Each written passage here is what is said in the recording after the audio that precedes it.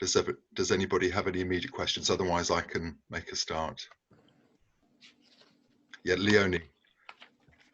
I just wondered, you mentioned about sometimes the mentoring can have a negative effect. I mean, what is it that means that for those young people it's a negative experience? Yes, that's true. Sometimes this happens, no? And this is what it is called the iatrogenic effects, no? So iatros is the doctor, and sometimes some treatments, no, can damage the patients, no? And in the social world, we can also do this kind of parallelisms, no, with social programs. There are some programs that are having negative effects on youth, and the negative effects of some mentoring programs on youth are the following. So sometimes when there is the impairment, no, the mentor and the mentee, there is a match, no, they usually the youth at risk are youth that are having difficulties to establish permanent bonds with others, no, well-established bonds of friendship or often with natural mentors, no, and adults. And then if the mentoring relationship and the mentoring program is not well approached, the mentoring relationship is not stable enough, and then there is not a supervision, no, of that pair or match. So if there is the lack of these several elements, no, of effective practice, we say, some of these mentoring programs are failing, and youth especially are feeling upset, no? And there's this kind of reproducing event that, again, I had the chance to have, no? I have the hope to have a good relationship with someone, a caring relationship, and again, it is not the case. So it's kind of frustration. And this is part of the negative effects that some mentoring programs are affecting these youth. That's really interesting, Oscar. Can I just, sorry, Leonie, because you want to come back on that, but No, I think that's very interesting in the context of that Oscar and Xavier were talking about, that there are literally hundreds of these different types of mentoring schemes. You mentioned Germany as a case in point, having maybe more than anywhere else, to know how they vary in the scope of their. I know you touched on that in terms of you'd in effect done a typology of these 4 different types of emotional support, esteem support, concrete support, and advice support. And I just wondered whether that typology is broad enough to encompass the varied nature of these mentoring schemes across different countries. Yes, the thing of mentoring is that it is a very diverse, no, field, and there's a lot of different population and different populations they target, and at the same time, what mentoring is about is very diverse. No? It's about school-based support. It's about community-based support. It depends on the scheme. So our work, and part of the work people are doing research in the field, is in order to put similar mentoring programs in the same box or with similarities, and try to explore what kinds of effects are having these similar mentoring programs. When we can say there is only a mentoring program, and the effects of the mentoring program, of any mentoring program, is that, because there's a very wide range of different mentoring programs. Yeah, Dan, you had a question. Was it picking up on this point? Yes, so just coming off the back of what you were asking there, really. I'm intrigued as to whether there is much of a difference in terms of the positive experience between a highly structured mentoring program, something with high contact hours and a proper, almost a scheme of work, but not quite, kind of way of doing things, or whether they get more value out of a more open and expressive kind of mentor program. I just wondered if there was any significant difference. There is actually a current debate on that. There is the friendship model, which is this open model, no, and also a more targeted programs, no. And this is a kind of discussion going on right now in order to find evidence to see what is the more effective, no. But you need to ask first what effective for what, no? because it depends on what. And if it's for emotional and learning and support and guidance, the friendship model is much better, no? But it's for more specific targeted orientation and a specific, like do some homework or math work or homework or whatever, maybe the targeted ones are more effective. So it's kind of this, you said this very well in that sense. It is kind of different approach, and the discussion right now is how we can, because there are some authors like Jean Rhodes now saying, she's in the same project that we are carrying out. She's saying the friendship model is very open, and we need to go more into more targeting activities. And we need to go to say, okay, it's good to have this kind of open relationship between the two, but it's good to also to make a specific activities that work, show abilities and skills to mentees to be autonomous in their lives. Show them how to fish, whatever, more or less, no? Because what happens when the mentor leaves? Oh, that's a big question, no? The mentor is not going to be there forever. So tricky hybrid then, it seems to be the kind of way to go. That's interesting. Thank you very much, Óscar. Thank you. Thank you. Is very interesting, particularly in relation to, you brought up a really important point there, Óscar, in terms of these programs potentially, most probably being time limited, and how that sort of impacts on the mentoring program that the unaccompanied youths are party to.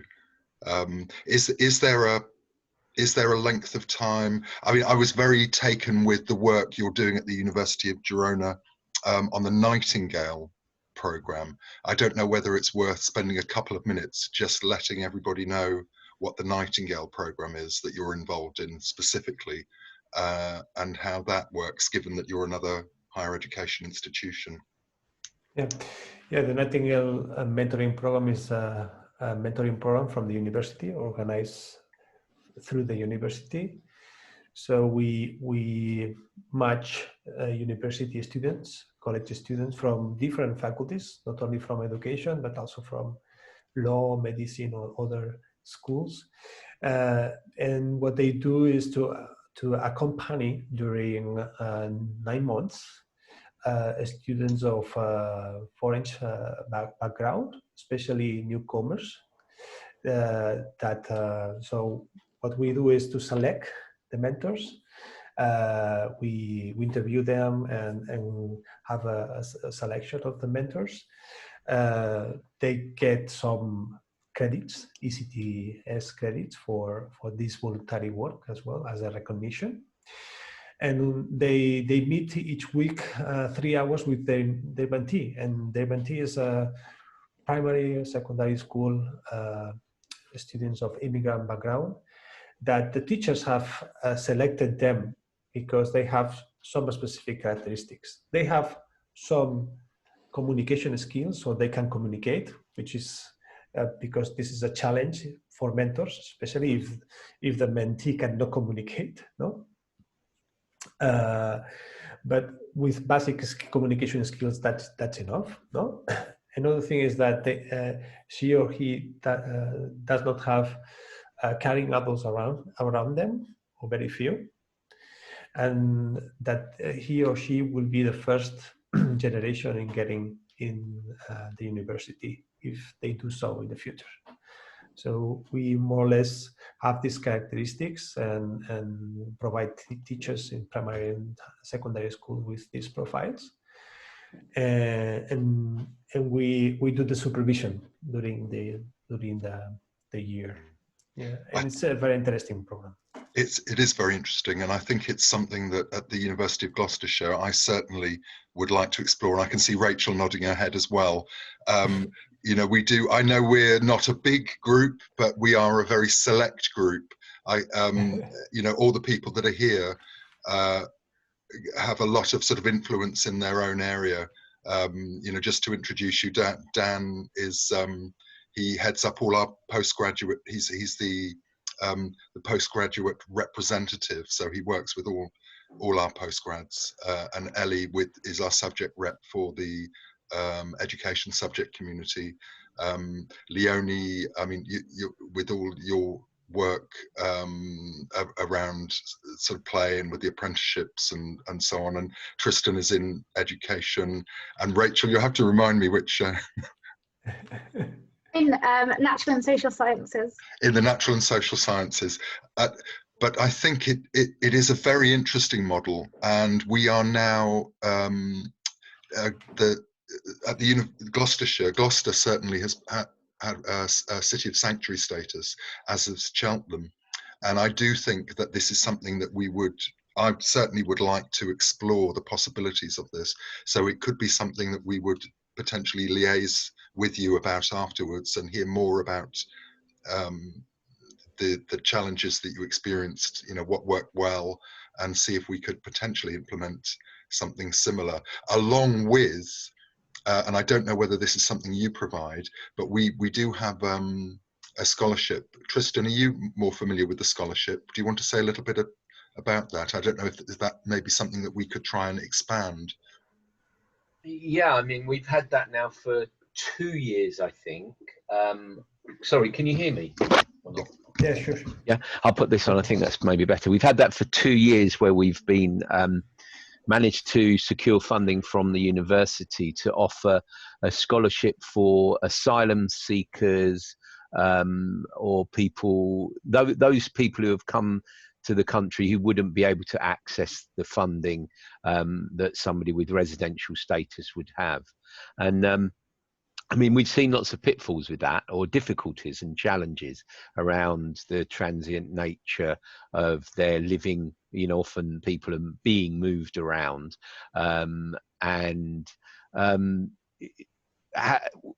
we've looked into trying to implement some sort of mentorship through the process, but that's been quite difficult to do.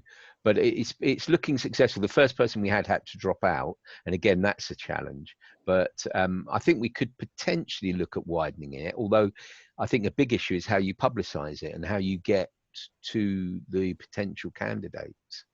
Yes, I mean, I'm wondering whether, you know, that something like the Nightingale program, you know, if we introduced something like that, there could be a sort of, you know, on track to university type of initiative, and where those. Please contact us for whatever information you need. We will be very happy just to add to that as well. I mean, the SU are currently running. They're trying to do something different with a buddying and mentoring system between certain communities in the university, and they're looking for kind of flagship policy ideas too that could have very high impact. And I think this is something that Asher Sutton in the SU would be very, very interested in helping out with as well.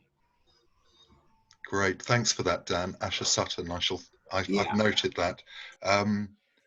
Who's this? Just to Leonie. Sorry, Leonie's just added. She's managed. Can you say a little? Sorry, Ellie. No, Leonie, okay. do you want to say a little bit about that? Oh, you're on mute at the moment.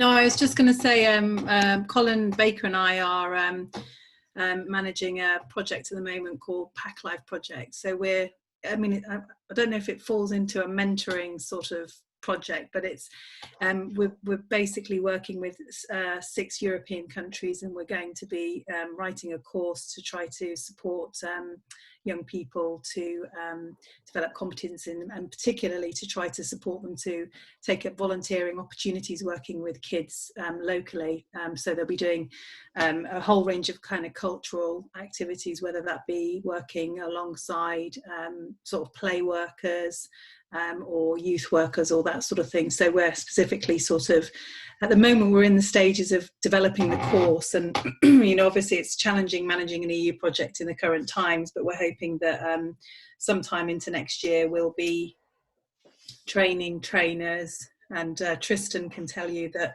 we do a good job at that. Yes. Having been trained on one of our previous European projects. So yeah, so I'm excited. So I'm interested to know anything really around the subject. Yes. That's really good. Can I just ask? I've got another one, and then it was when you started. You were talking about Óscar. You talked about. I'm trying to get my notes here, but you talked about the demonstrations in 2017, and I was just very interested in the tensions that exist between, and I'm not just talking about Catalonia here or Spain I understand.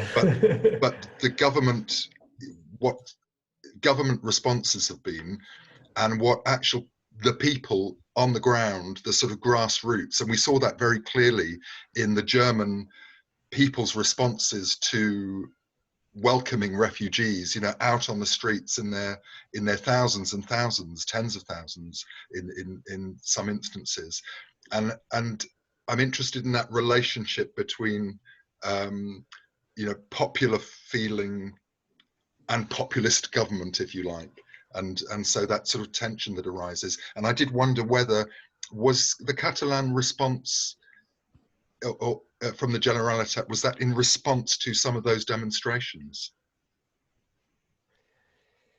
Actually, yes. These demonstrations were before the October 2017, the independentist demonstrations and so on. It was a different process. It was separated from that. One of the things is that here in Catalonia, what happened is that cities themselves claim to the Spanish state, to the Spanish government, resources to manage migration. No? There's a battle between state and local authorities, because local authorities are not having the resources needed to manage migration and refugee settlement. And at the same time, there is the Catalan government asking for more sources for the independentist party that is ruling the government right now. So the situation here is that especially in Catalonia, we have the society pushing the government, the Spanish government, but also the Catalan government to do something in order to welcome refugees.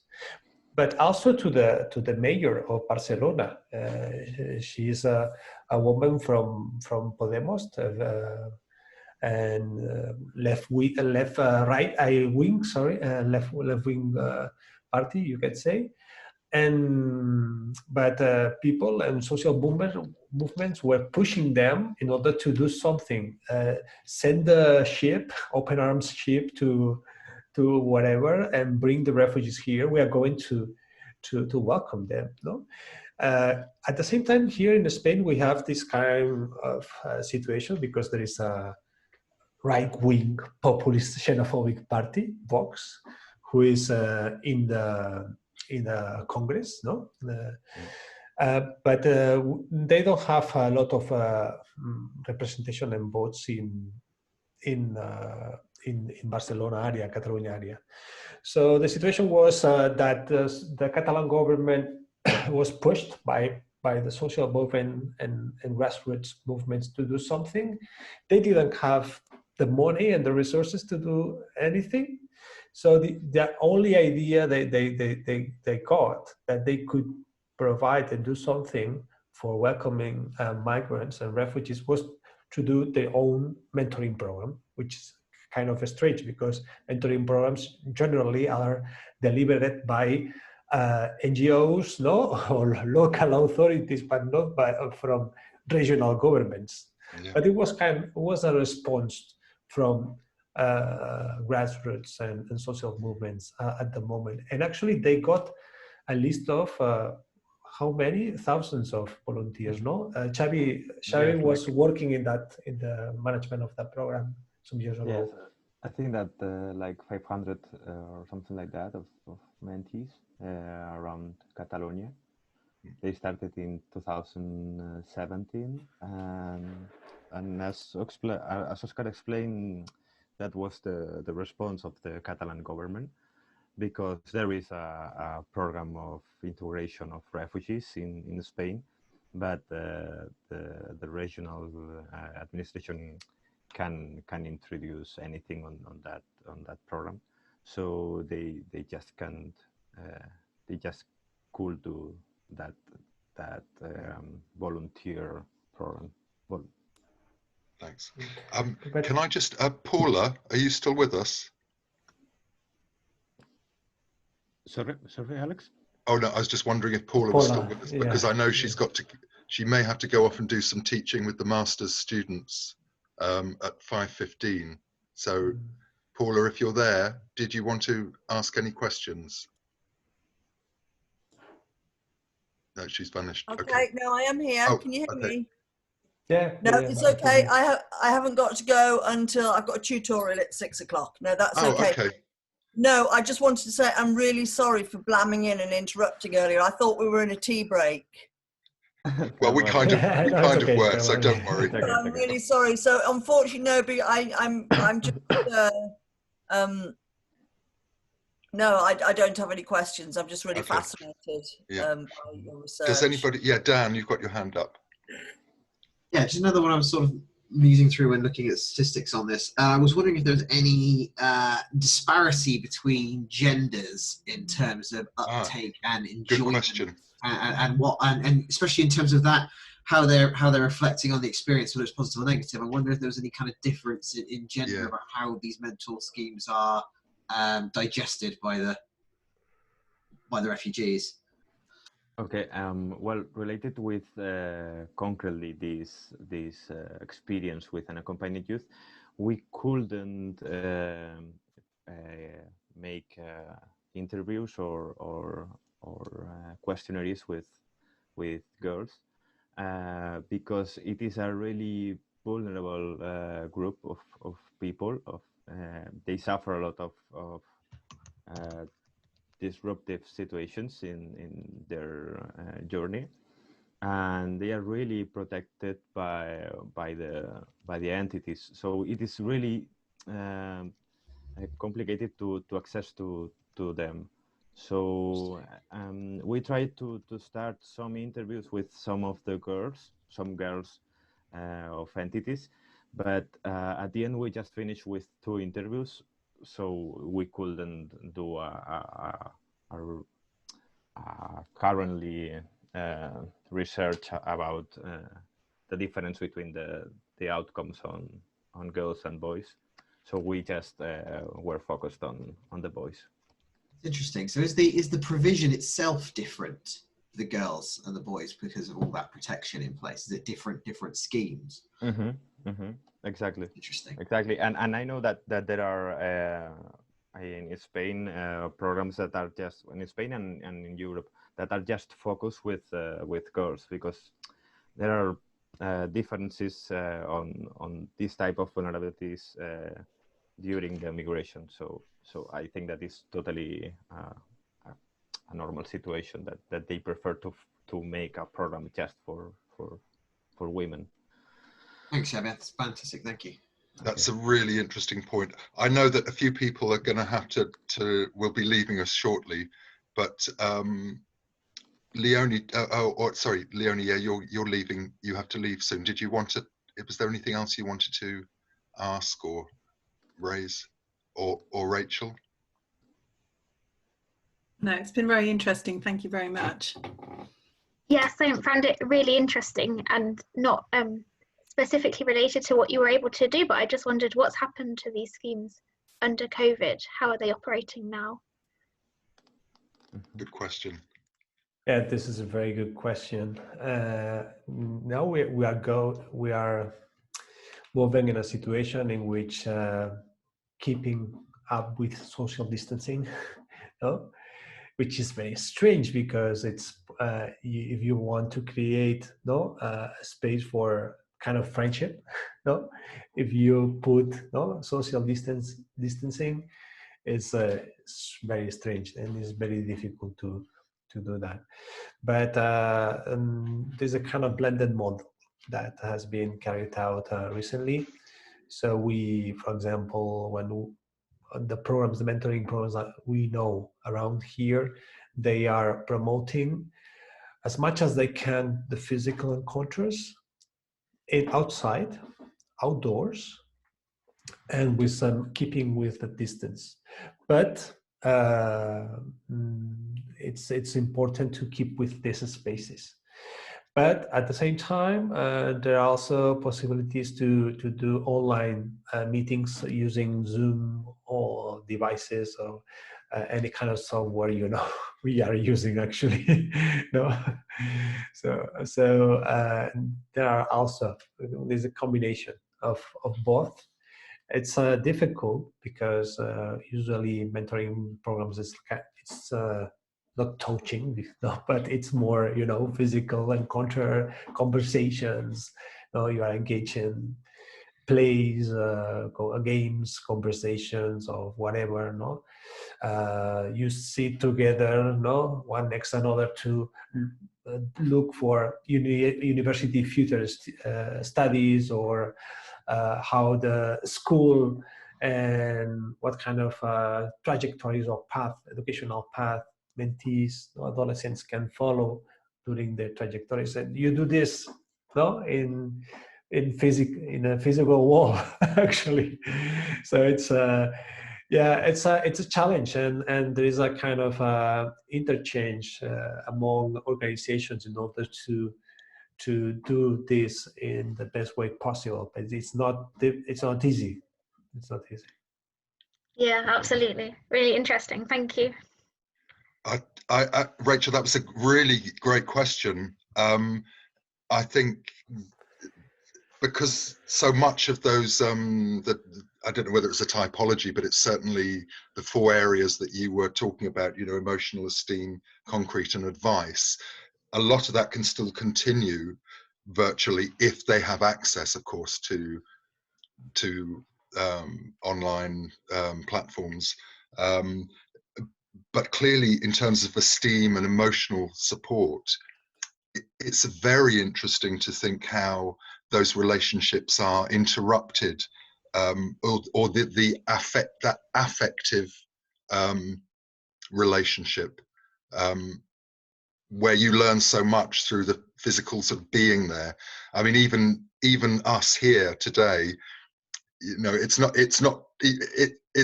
been wonderful, but it would be even better to have seen you in person and invited you over, and maybe we could have all gone out for a meal and so on. But in that sense, that we're missing that affective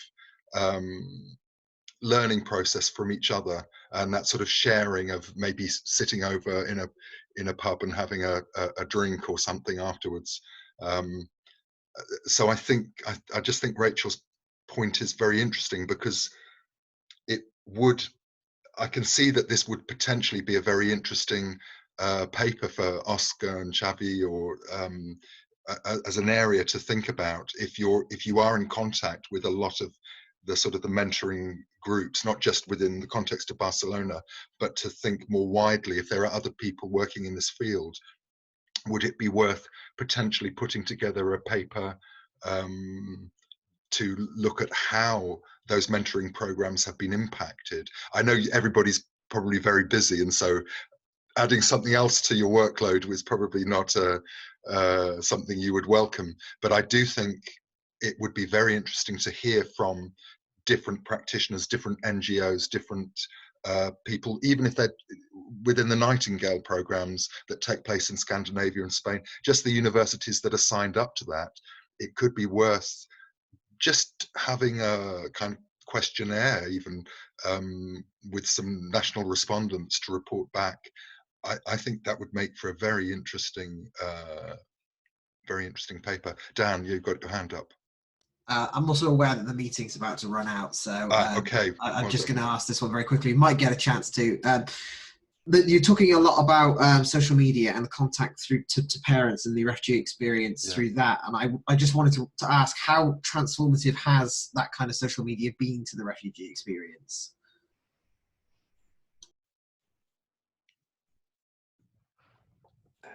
I leave this for Xavier. I think that it is the most difficult answer. Very good questions. Difficult to answer many of them.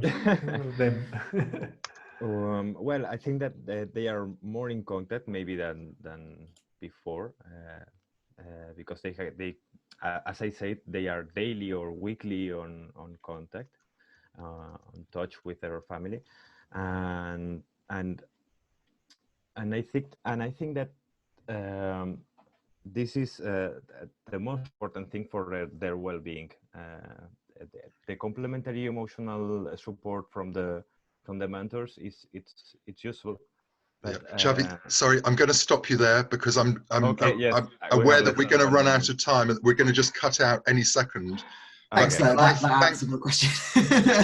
Can I really thank our speakers, because thank you you gave a wonderful presentation. For this space. Very insightful. I wish there would have been a broader audience, but I think the ones that we had here were all choice people from across the university that really had something to sort of to